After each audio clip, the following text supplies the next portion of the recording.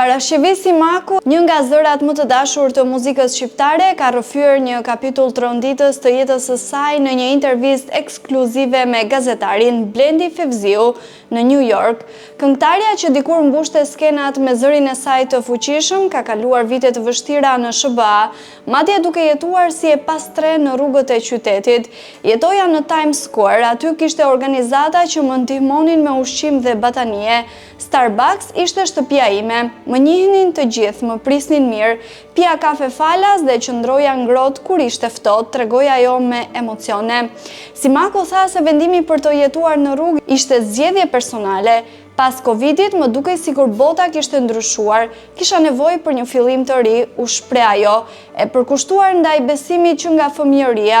Ajo tregon se ka kaluar një periudhë intensive studimi dhe reflektimi në Brooklyn, e njohur nga komuniteti.